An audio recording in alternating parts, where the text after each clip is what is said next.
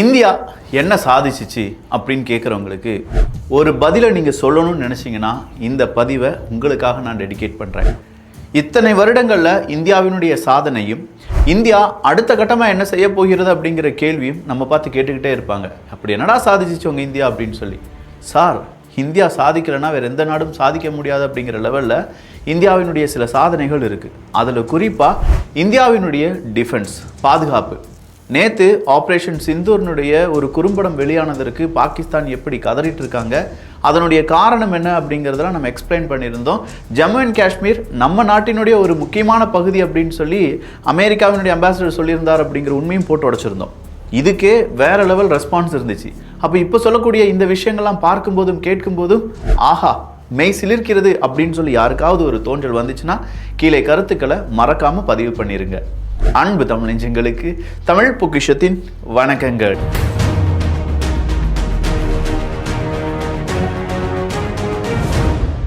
Kids best offer முடிஞ்சிருச்சான்னு நிறைய பேர் கேட்டுட்டு இருக்கீங்களா? முடியாது. ஆடி முடிஞ்சா என்ன, ஆஃபர் முடியாது.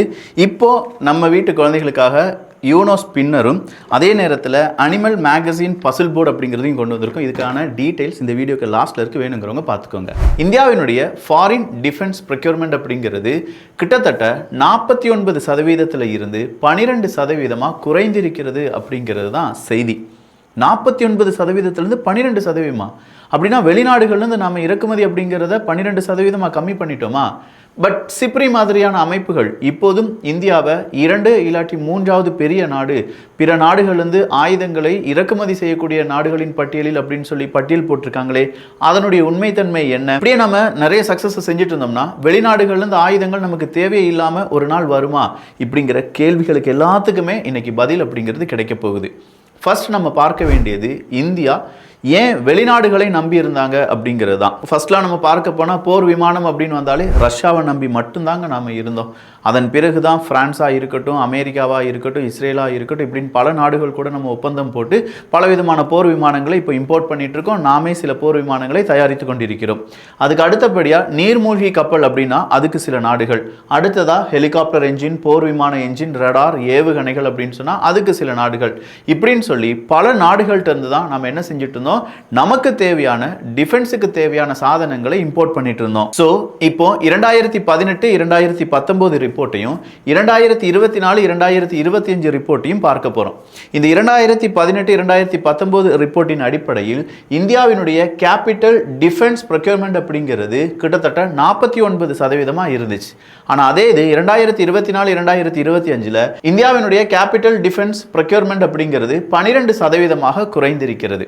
இதில் கேபிட்டல் டிஃபென்ஸ் ப்ரொக்யூர்மெண்ட் அப்படின்னு சொன்னேன் பாருங்க, அந்த வார்த்தை என்ன சொல்லுதுன்னா புதுசாக நம்ம ஒரு ஆயுதத்தை இல்லாட்டி டிஃபென்ஸ் சம்பந்தமாக பொருட்களை இம்போர்ட் பண்ணுறது 12% குறைந்திருக்கிறது. அப்படின்னா சிப்ரி என்ன சொல்லியிருப்பாங்க, நாம தான் உலகத்தினுடைய 2வது பெரிய நாடு, அதிகமான ஆயுதங்களை இம்போர்ட் பண்ணிட்டு இருக்கோம் அப்படின்னு சொல்லியிருப்பாங்கல்ல. அதுவும் உண்மைதான். நம்முடைய ஃபாரின் டிஃபென்ஸினுடைய கேபிட்டல் ப்ரொக்யூர்மெண்ட் அப்படிங்கிறது 12% குறைந்திருக்கிறது அப்படிங்கிறது உண்மைதான். இங்கே இரண்டுக்குமான வித்தியாசம் நம்ம ஆல்ரெடி பார்த்த மாதிரி கேபிட்டல் டிஃபென்ஸ் ப்ரொக்யூர்மெண்ட் அப்படிங்கிறது புதுசாக ஒரு மார்க்கெட்டில் வந்திருக்கக்கூடிய ஒரு பொருளை நம்ம வாங்குறது ரொம்ப கம்மியாகி இப்போ 12% தான் வாங்கிட்டு இருக்கோம். ஆல்ரெடி வாங்கின சில பொருட்கள் நம்ம டிஃபென்ஸுக்காக வாங்கியிருப்போம்ல, அது எல்லாமே நம்ம ஆல்ரெடி இம்போர்ட் பண்ணிக்கிட்டே தான் இருக்கோம். அதில் எந்த மாற்றமும் வரவில்லை.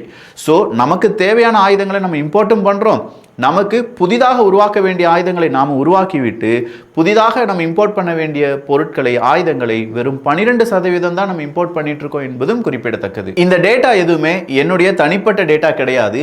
MPIDSA அப்படிங்கிறவங்க தான் இதை வெளியிடுவாங்க. அவங்களுடைய 2026 2027 டிஃபென்ஸ் பட்ஜெட் ஆய்வின்படி 2023 27% குறைந்தது. 2018 2019 ஃபாரின் கேபிட்டல் ப்ரொக்யூர்மெண்ட் அப்படிங்கிறது 50%, 2023 24 27%, 2024 25 டிஃபென்ஸ் கான்ட்ராக்டின் மதிப்பில் 92% இந்திய தொழில்துறைக்கு சென்றிருக்கிறது என்பது குறிப்பிடத்தக்கது.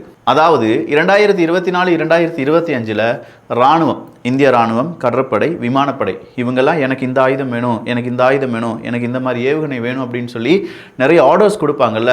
இந்த ஆர்டர் அப்படிங்கிறத நம்ம வெளிநாடுகளிலிருந்து இம்போர்ட் பண்ணுறதை விட நம்ம நாட்டுக்குள்ளேயே நம்ம தயாரிக்க ஆரம்பித்து விட்டோம் அப்படிங்கிறது தான் இதனுடைய சிறப்பம்சம். இதை இந்தியா சாதித்து விட்டதான்னு கேட்டால் சத்தியமாக சொல்கிறேன், நம்ம சாதித்து கொண்டு இருக்கிறோம். இப்படி ஒரு மாற்றத்துக்கான டேர்னிங் பாயிண்ட் என்ன அப்படின்னு பார்த்தீங்கன்னா 2020-2021 அப்படிங்கிறது தான். இந்த ஆண்டில் தான் நாம் ஆர்மிக்கான மாடர்னைசேஷன் பட்ஜெட் அப்படிங்கிறத அறிவிக்கிறோம். இந்த மாடர்னைசேஷன் பட்ஜெட் அப்படிங்கிறது என்னன்னா, இந்திய நிறுவனங்களிடம் இருந்து இத்தனை பெர்சன்டேஜுக்கு நம்ம என்ன செஞ்சுருக்கணும், நம்முடைய ப்ரொக்யூர்மெண்ட் அப்படிங்கிறத செஞ்சுருக்கணும் அப்படிங்கிற கட் அண்ட் ரைட்டான ஒரு உத்தரவு. ஃபினான்ஷியல் இயர் 2021 40% இருந்துச்சு. அதாவது 40% நம்ம இந்திய நிறுவனங்கள்ட்ட இருந்து தான் இந்த ஆயுதங்கள் எல்லாமே வாங்க வேண்டும் அப்படின்னு சொல்லி நம்ம சொல்லியிருந்தோம். 2021-2022 அதை 58% உயர்த்தினோம். 2022-23 68%ஆகவும், 2025-2026 வரை அது இப்போது 75% 82% உயர்ந்திருக்கிறது.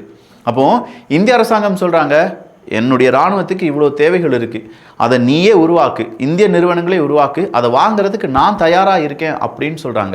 ஏன்னா என்னுடைய பட்ஜெட்டில், இந்தியா அப்படிங்கிற ஒரு நாட்டினுடைய பட்ஜெட்டில் 75% இராணுவத்துக்காக ஒதுக்கக்கூடிய பட்ஜெட்டை நாங்கள் இந்திய தொழில்துறையிடம் இருந்து மட்டும்தான் வாங்குவோம் அப்படின்னு சொல்லி கட் அண்ட் ரைட் ஆர்டரை போட்டுட்டோம்.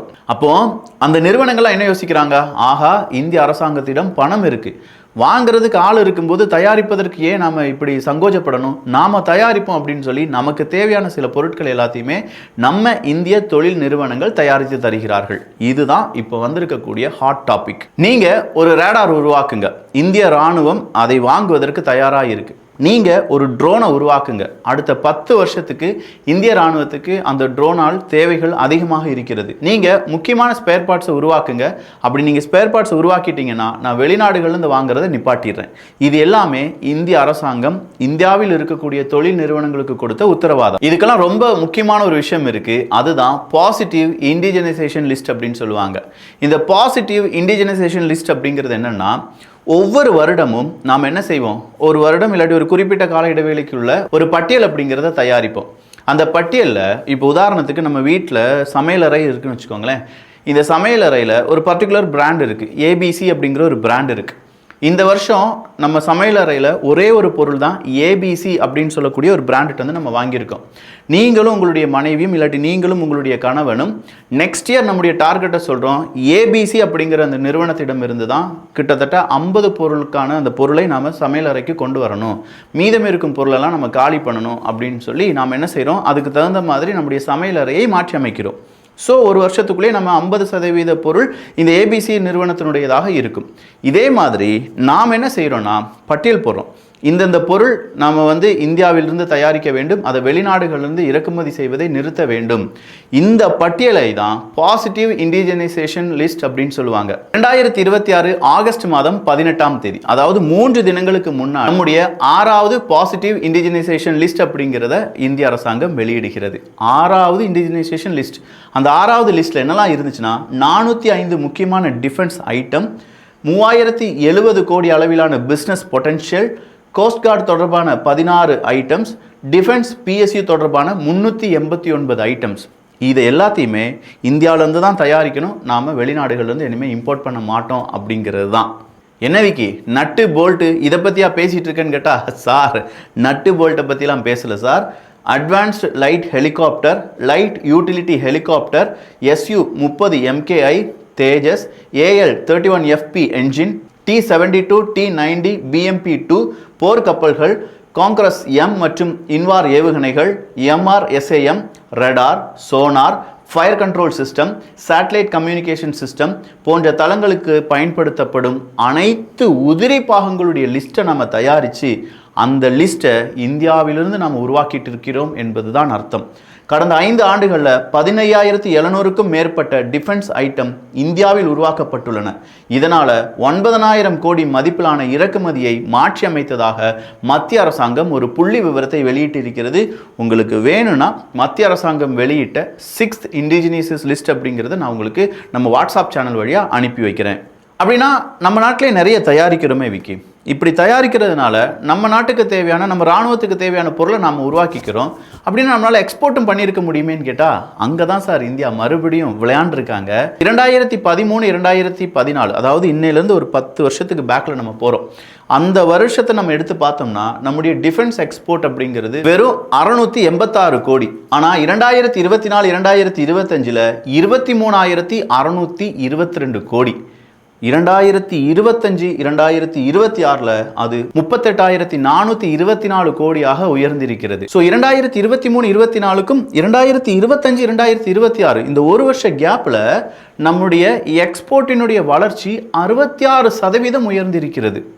66% இன்க்ரீஸ் ஆயிருக்கு நம்ம எக்ஸ்போர்ட் பண்ணுறது. அது மட்டும் இல்லாமல் 12 ஆண்டுகளில் நான் சொன்ன அந்த 686 கோடியிலேருந்து நம்ம ஸ்டார்ட் பண்ணோம் பார்த்தீங்களா, இந்த 12 ஆண்டுகளில் நம்முடைய எக்ஸ்போர்ட் அப்படிங்கிறது கிட்டத்தட்ட 56 டைம்ஸ் வளர்ந்திருக்கிறது. 56 மடங்கு நம்ம வளர்ச்சி அடைந்திருக்கிறோம். நாட் 56%, நான் சொல்கிறது 56 டைம்ஸ் நம்ம என்ன செஞ்சுருக்கோம், வளர்ச்சி அடைந்திருக்கிறோம் நம்முடைய டிஃபென்ஸ் எக்ஸ்போர்ட்டில். இந்தியாவினுடைய டிஃபென்ஸ் ப்ராடக்ட் இப்போ எத்தனை நாடுகளுக்கு நம்ம ஏற்றுமதி பண்ணிட்டு இருக்கோம் தெரியுமா? கிட்டத்தட்ட 80 நாடுகளுக்கு ஏற்றுமதி பண்ணிட்டு இருக்கோம். இதில் தனியார் நிறுவனங்களிடமிருந்து நம்ம கிட்டத்தட்ட 45% எக்ஸ்போர்ட்டும், இந்தியாவினுடைய தனியார் மற்றும் இந்தியா இரண்டும் சேர்ந்து உருவாக்கக்கூடிய நிறுவனங்கள் வழியாக நம்முடைய டிஃபென்ஸ் எக்ஸ்போர்ட் அப்படிங்கிறது 54.84% இருக்கிறது. தோராயமாக 21,000 கோடி ரூபாய்க்கு நம்ம எக்ஸ்போர்ட் பண்ணிட்டு இருக்கோம். அதாவது பப்ளிக் பிரைவேட் பார்ட்னர்ஷிப் வழியாக. இந்தியாவினுடைய எக்ஸ்போர்ட் லிஸ்ட் அப்படின்னு சொன்னா நமக்கெல்லாம் என்ன தெரியும்? பிரம்மோஸ் நம்ம தான் உருவாக்கிட்டு இருக்கோமே அப்படின்னு சொல்லி. இதுதான் தப்பு. நம்ம மீடியா இவ்வளோ தான் காண்பிக்கிறாங்க, நம்ம பிரம்மோஸை மட்டும்தான் ஏற்றுமதி பண்ணிட்டு இருக்கோம், நாம் வித்தியாசமான சில விஷயங்கள்லாம் செஞ்சுட்ருக்கோம் அப்படின்னு சொல்லி. பட் என்ன அப்படிங்கிறது இதுவரையிலும் இவ்வளோ டீட்டெயிலாக யாரும் சொல்லியிருக்க மாட்டாங்க. நான் சொல்கிறேன், ஏரோஸ்பேஸ் கம்போனன்ட்ஸ் அப்படிங்கிறத நாம் எக்ஸ்போர்ட் பண்ணுறோம். தைரியமாக நீங்கள் சொல்லுங்கள். பாடி ஆர்மர்ஸ் அப்படிங்கிறத நம்ம எக்ஸ்போர்ட் பண்ணுறோம். Radar components, offshore patrol vessels, fast interceptor boats, artillery related systems, ammunitions, simulators, electronic system, maintenance மற்றும் என்ஜினியரிங் சர்வீசஸ், இப்படி பல பொருட்களை நாம் ஏற்றுமதி பண்ணிட்டு இருக்கோம். அது இல்லாமல் பிரம்மோஸ், ஆகாஷ், பினாக்கா இது எல்லாமே இந்தியாவினுடைய எக்ஸ்போர்ட்டில் மைல் ஸ்டோன்ஸ்களாக மாறி இருக்கின்றன. சரி விக்கி, இவ்வளோ சொல்கிறீங்கன்னா அப்போ நம்ம ஓவரால் இம்போர்ட் அப்படிங்கிறது பயங்கரமாக குறைஞ்சிருக்குமேன்னு கேட்டால் அது கிடையாது. ஓவரால் இம்போர்ட் அப்படிங்கிறது சிப்ரி அந்த அமைப்பின்படி நம்ம என்ன குறைச்சிருக்கோம்னா 4% மட்டும்தான் நம்முடைய இம்போர்ட்டை குறைச்சிருக்கோம். இல்லை, எனக்கு புரியலை. புதுசாக உருவாகக்கூடிய ஒரு பொருளை புதுசாக நம்ம சில பொருட்களை வாங்க போகிறோன்னா அது 50%லேருந்து 12% கம்மி பண்ணியிருக்கோம். ஆனால் ஓவரால் நம்ம இம்போர்ட் பண்ணக்கூடிய, இல்லாட்டி ரஷ்யாட்டிருந்து ஃப்ரான்ஸ்லேருந்துலாம் நிறைய பொருட்களை இம்போர்ட் பண்ணிட்டு இருக்கோம்ல, அது அப்படிங்கிறத வெறும் 4% மட்டும்தான் கம்மி பண்ணியிருக்கோம். அப்படின்னா நம்ம நம்முடைய இம்போர்ட், அதாவது நம்முடைய பாதுகாப்பில் எந்த சமரசமும் இல்லாமல் பிற நாடுகள் கூட ஒப்பந்தமும் போட்டிருக்கோம். அதே நேரத்தில் தன்னிச்சையாக தற்சார்பு அடைய முடியும் அப்படிங்கிற ரிசர்ச்சை செஞ்சு அதுக்கான வழிமுறைகளை ஏற்படுத்தி அதுக்கான தொழில் நிறுவனங்களை ஏற்படுத்தி அதில் நம்ம ஜெயிச்சு எக்ஸ்போர்ட்டும் பண்ணிட்டு இருக்கோம். ஒரு கட்டத்துக்கு மேலே நம்முடைய இம்போர்ட் மடமடன்னு குறைய ஆரம்பிக்கும். ஏன்னா நமக்கு தேவையான ஆயுதங்களை முழுமையாக நாமே உருவாக்கலாம் அப்படிங்கிற ஒரு நிலைமை வரும்போது அங்கே தான் இந்தியாவினுடைய பெரிய ஒரு வெற்றி இருக்குது அப்படின்னு சொல்லலாம். ஸோ இந்தியா இப்போ அடைஞ்சிருப்பது முதலாவது வெற்றி தான். இன்னும் 2 வெற்றிகளை கடந்தால் மட்டும்தான் நம்மளால் டோட்டல் வெற்றி, இல்லாட்டி இந்த ஆயுத உற்பத்தியில் இந்தியா தற்சார்பு அடைந்து விட்டது அப்படிங்கிறத சொல்ல முடியும். இதில் தெரிஞ்சுக்கிட வேண்டிய ஒரு விஷயம் இருக்குது. நிறைய இளைஞர்களுக்கு, மாணவர்களுக்கு இருக்கக்கூடிய confusion, made in India, design in India அப்படிங்கிற ப்ராடக்ட்ஸ் தான். இதில் மேட் இன் இந்தியா அப்படின்னு சொல்கிறதுக்கும் டிசைன் இன் இந்தியா அப்படின்னு சொல்கிறதுக்கும் நடுவே தான் நாம் இம்போர்ட் எப்படி பண்ணிகிட்ருக்கோம், எக்ஸ்போர்ட் எப்படி பண்ணிகிட்ருக்கோம் அப்படிங்கிறத புரிஞ்சுக்கிட முடியும். இதில் 3 விஷயம் இருக்குது. First, assembly in India. Assembly அப்படிங்கிறது வெளிநாடுகளிலிருந்து நிறைய ஸ்பேர் பார்ட்ஸ் எல்லாம் கொண்டு வந்து இந்தியாவில் ஜஸ்ட் அதை அசம்பிள் மட்டும் பண்ணுவோம். இது நாம் செய்ய ஆரம்பிச்சிருக்கோமான்னு கேட்டால் இதை நம்ம செய்து முடித்து விட்டோம். ஸோ இந்த ஃபர்ஸ்ட் ஸ்டெப் அப்படிங்கிறத நம்ம என்ன செஞ்சிட்டோம், கம்ப்ளீட் பண்ணிட்டோம். நெக்ஸ்ட் ஒன் அப்படிங்கிறது, இந்தியாவில் தான் நிறைய பொருட்களை ப்ராடக்டாக ப்ரொடியூஸ் பண்ணுவோம். ஆனால் முக்கியமான கம்போனன்ட்ஸுக்கு வெளிநாடுகளுடைய உதவி அப்படிங்கிறது தேவைப்படும். இந்த 2வது ஸ்டேஜ்லையும் நாம் என்ன செய்ய ஆரம்பிச்சிட்டோம்னா விழிப்படைய ஆரம்பிச்சிட்டோம். ப்ரொடக்ஷன் எல்லாமே இந்தியாவில் வர ஆரம்பிச்சிருச்சு. முக்கியமான கம்போனன்ட்ஸினுடைய டெக்னிக்கல் டிரான்ஸ்ஃபர்ஸ் அப்படிங்கிறதெல்லாம் நம்ம வாங்கி அதையும் நாமளே எப்படி ப்ரொடியூஸ் பண்ணலாம் அப்படிங்கிறதுக்கான ஸ்டடீஸ் எல்லாமே நடத்தி பல நிறுவனங்களை உருவாக்கிவிட்டோம். 3வதாக இருப்பது தான் இந்தியாவிலேயே வடிவமைத்து இந்தியாவிலேயே உற்பத்தி செய்வது. இந்த 3வது போர்ஷன் அப்படிங்கிறதுல நம்ம கால் எடுத்து வச்சுருக்கோம். இன்னும் சில வருடங்கள் எடுக்கலாம். இந்தியாவிலேயே வடிவமைத்து இந்தியாவே எல்லாத்தையும் உற்பத்தி செய்கிறதுக்கு இன்னும் சில வருடங்கள் எடுக்கலாம். ஆனால் அதில் நம்ம கால் எடுத்து வச்சுருக்கோம் அப்படிங்கிறதே பெரிய விஷயம்தான். சரி, இந்தியாவினுடைய வெற்றிகள் அப்படிங்கிறத சொல்லித்தான் ஆகணும். ஏவுகணைகள் Akash surface to air missile, Astra air to air missile, Pinaka rocket system மற்றும் பல வகையான டாக்டிக்கல் மிசைல்ஸ் அப்படிங்கிறது இருக்கு. கடற்படையை பொறுத்த வரைக்கும் 2 படைகளை காட்டிலும் வலிவான அடித்தளத்தை இந்தியாவினுடைய கடற்படையில் நம்ம என்ன செஞ்சிருக்கோம், உருவாக்கி இருக்கோம். ஏர்கிராஃப்ட் கேரியர், டெஸ்ட்ராயர்ஸ், ஃப்ரிகேட்ஸ், கார்வெட்ஸ் மற்றும் பல ஆக்சிலரி வெசல்ஸ் இது எல்லாமே இந்தியாவில் இருக்கக்கூடிய ஷிப்யார்ட்லேயே கட்டப்பட்டிருக்கிறது என்பது குறிப்பிடத்தக்கது. 2014 முதல் நாம 2026 வரை கணக்கெடுத்து பார்த்தோம்னா 40க்கும் மேற்பட்ட இந்தியாவிலேயே உருவாக்கப்பட்ட வார்ஷிப், இண்டிஜினியஸ் வார்ஷிப் மற்றும் சப்மரைன்ஸ் அப்படிங்கிறது நம்முடைய பாதுகாப்பு துறைக்கு வழங்கப்பட்டிருக்கிறது.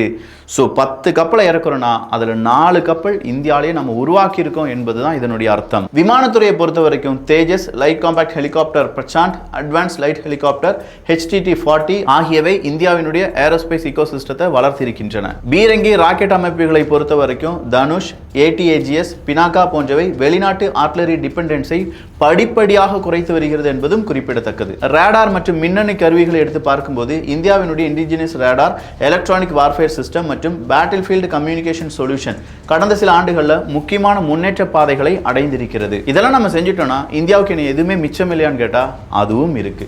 போர் விமான engine, advanced turbo fan engine அப்படிங்கிறது உருவாக்குவதற்கு உலகின் மிக கடினமான என்ஜினியரிங் சேலஞ்ச் ஒன்று இருக்கு. அதை இந்தியா இன்னும் முழுமையாக சுயசார்பு அடையவில்லை என்பது குறிப்பிடத்தக்கது.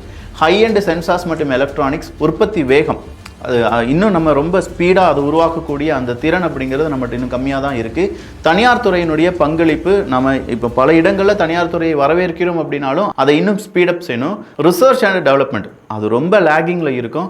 இப்போ தான் அதை பூஸ்ட் பண்ணிட்டு இருக்கோம் அப்படின்னு சொல்லலாம். அதையும் நம்ம என்ன செய்யணும், துரிதப்படுத்த வேண்டும். அடுத்ததாக பட்ஜெட் அமைப்பு, அதை சரிப்படுத்துறதுக்கு இனி வரக்கூடிய நாட்களில் இந்தியாவினுடைய ஒட்டுமொத்தமான உற்பத்தி திறனும் அதிகமாக வேண்டும். இந்தியாவை பொறுத்த வரைக்கும் 2 சவால்களை நம்ம சரி பண்ணணும். ஒன்று, இன்றைய இராணுவத்தை உடனடியாக மாடர்னைஸ் செய்வது அப்படிங்கிறதும், இன்னொன்று நாளைய ஆயுதங்களை இந்தியாவிலேயே உருவாக்க வேண்டும் அப்படிங்கிறதும் தான். ஸோ இந்தியாவினுடைய இராணுவத்தை உடனடியாக மாடர்னைஸ் நம்ம செய்து கொண்டிருக்கிறோம். அதுக்கு தான் வெளிநாடுகள்கிட்ட அதிகமான டிஃபென்ஸ் ப்ராடக்ட்டை நம்ம இம்போர்ட் பண்ணிட்டு இருக்கோம். அதே நேரத்தில் நாளைய ஆயுதங்களை இந்தியாவை தயாரிப்பதற்கான முயற்சிகளையும் இந்தியா முன்னேறி கொண்டிருக்கிறது. இது எல்லாமே பக்கா டேட்டாவில் எடுக்கப்பட்ட செய்தி தொகுப்புகள். இதுக்கு பின்னாடி நிறைய ரிசர்ச் இருக்குது. அந்த ரிசர்ச் பேப்பர் எல்லாத்தையுமே நான் உங்களுக்கு நம்ம வாட்ஸ்அப் சேனல் வழியாக பகிர்ந்து விடுகிறேன். ஓவராலாக இந்தியா சாதிச்சிருக்கா இல்லை அப்படியே தான் இருக்குமா? இதை விட பெரிய விஷயம்லாம் யார் நமக்கு சொல்ல போகிறான்னு தெரியல. பட் நிறைய விஷயம் சாதிச்சிருக்கோம். நிறைய நண்பர்களுக்கு, உறவுகளுக்கு, நண்பர்களுக்கு நீங்கள் இதை பகிரலாம். யூனோ நம்ம எல்லாரும் விளையாண்டுருப்போம்ல. யூனோலேயே ஒரு ஸ்பின்னர் இருந்து அதுக்குள்ளே கார்டும் இருந்தால் வேற லெவல் கேம் பிளேயாக இருக்கும். 2 பிளேயர்ஸ், 4 பிளேயர்ஸ், 8 பிளேயர்ஸ் வரை இது விளையாடலாம். அடுத்ததாக நம்ம வீட்டில் சுட்டி குழந்தைகள்லாம் இருக்காங்க. ஒரு 3 வயசுலேருந்துலாம் குழந்தைகள் இருக்காங்க. அவங்க எழுதி படிக்கணும். மேக்னெட்டிக் உட்டன் போர்டு, நான் சொல்கிறது சாதாரண பிளாஸ்டிக் கிடையாது, இது கம்ப்ளீட்டாக வுட். அந்த உட்டன் போர்டில் நம்ம ஒரு டெடி பியர் எடுத்துக்கிட்டோம்னா அதுக்கு தலை, கை, காலெல்லாம் வச்சு மேக்னெட் ஒட்டிக்கணும். அப்படி ஒட்டினு மறுபடியும் எடுத்துக்கலாம். அந்த குழந்தைகளுடைய ஹேண்ட் ஐ கோஆர்டினேஷனாக இருக்கட்டும், அவங்களுடைய நுண்ணறிவு திறனாக இருக்கட்டும், அது வளருவதற்கு ரொம்ப முக்கியமான ஒரு விஷயம் தான் இந்த அனிமல் மேக்னெட்டிக் பசில் போர்டு அப்படிங்கிறது. இது ஸ்லேட்டாகவும் யூஸ் பண்ணிக்கலாம், ஸ்கெட்சை வச்சும் எழுதி படிச்சுக்கலாம். அது இல்லாமல் இதில் மேக்னெட்டிக் போர்டும் இருக்குது, நிறைய குட்டி குட்டி பசில்ஸும் இருக்குது என்பது குறிப்பிடத்தக்கது. இது இரண்டுமே இப்போது 399 ரூபாய்க்கு, இது 399 ரூபா, இதுவும் 399 ரூபா. வெப்சைட்ஸில், வேறு வெப்சைட்ஸில் தேடி பாருங்கள். இதை விட கம்மியாக கிடச்சா அங்கே எடுத்துக்கோங்க. இல்லை நம்ம தான் பெஸ்ட்டாக இருக்கோம் அப்படின்னா இதை ஒரு சர்வீஸாக பண்ணுறதுனால அடித்து சொல்வேன், இதை விட கம்மியாக யாராலையும் கொடுக்க முடியாது. வேணுங்கிறவங்க வாங்கிக்கோங்க. 50 பீசஸ் இந்த ஆஃபருக்காக கொடுத்துருக்கேன். நல்லதை பகிர்ந்து நல்ல சமுதாயத்தை உருவாக்குவோம். நன்றி, வணக்கம்.